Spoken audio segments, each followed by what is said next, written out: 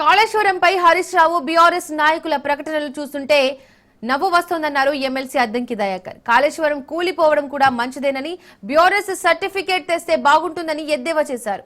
కూలిపోయేలా కట్టామని అన్ని సంస్థలు అనుమతి ఇచ్చారంటున్నట్లుగా హరీష్ రావు మాట్లాడుతున్నారని, మేడిగడ్డ ఎందుకు కూలిపోయిందన్న దానికి సమాధానం లేదన్నారు.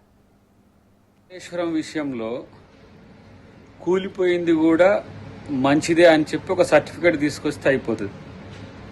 బీఆర్ఎస్ పార్టీ నాయకుల యొక్క ప్రకటనలు చూస్తే నవ్వు వస్తుంది. సిడబ్ల్యూసి పర్మిషన్ ఉంది, కేంద్ర ప్రభుత్వం అన్ని రకాల అనుమతులు ఇచ్చింది, కూలిపోయేటట్టు కూడా కట్టమన్నది అని చెప్పేసి ఒక రిపోర్ట్. ఎక్స్పర్ట్స్ ఏదో అనుకూలంగా ఇచ్చినట్టుగా, లేదంటే క్యాబినెట్ అప్రూవల్ అయినట్టుగా అన్ని సృష్టించే పత్రాలు చూపించి ప్రజల్ని మభ్యపెట్టే ప్రయత్నం చేస్తే ఎవరు నమ్మరు. ఫస్ట్ కూలింది ఎందుకో దానికి కారణం చెప్తే అన్నిటికి కూడా సమాధానం దొరుకుతుంది.